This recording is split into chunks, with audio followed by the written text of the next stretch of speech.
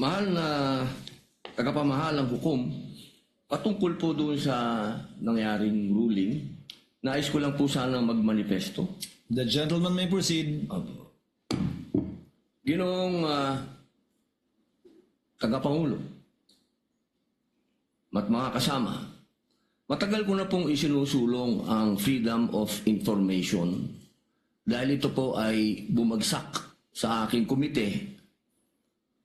Ito po ay tunay na kailangan natin sapagkat dito po talaga natin mapapatunayan yung sinasabi nating public trust.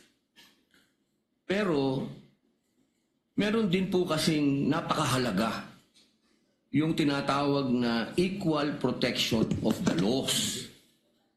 Sang-ayon po sa Artikulo 3, Section 1 ng ating Konstitusyon, Bill of Rights, ang nagsasabing hindi dapat alisan ng buhay, kalayaan o ari-arian ng sinumang tao ng hindi kaparaanan ng batas.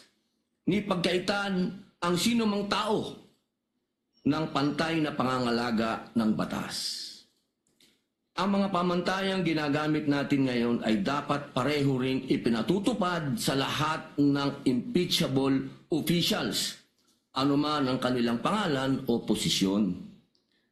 Hindi ko po makakalimutan ang naging pahayag ng dating Senadora Miriam Santiago dito mismo.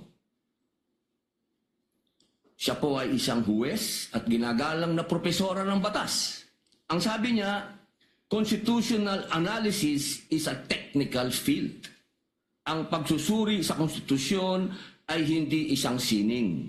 Isa itong technical na larangan. Hindi po dapat ito ini-interpret ng basta-basta o kailangan may due process. Nung una ko pong narinig kanina na ipaliwanag po ng ating Senator Judge Alan Peter Cayetano, tinanong sa prosecution kung ganito rin ba ang ginawa nila noong may impeachment kay Presidente Bongbong Marcos. Napakalinaw po na ang sagot nila ay hindi naman sila nagtanong.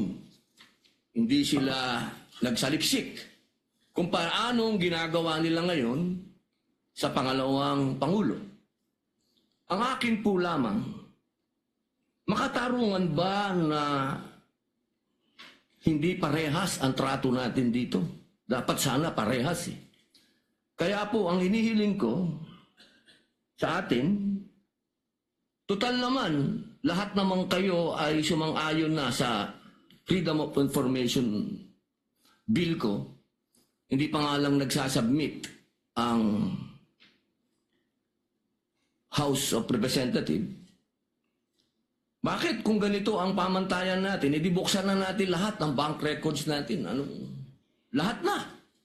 Tayong lahat ay buksan na natin. Lahat. Para mapakita sa taong bayan na wala tayong kinikilingan dito.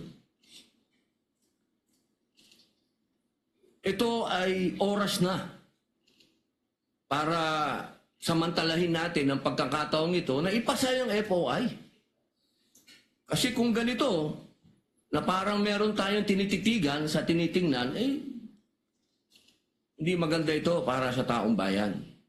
Tandaan po natin, pantay-pantay tayo sa harap ng Diyos at ng batas. At hinihingi ko po sa inyo na ilagay sa record ang aking pagtutol sa ruling na ito. Maraming salamat.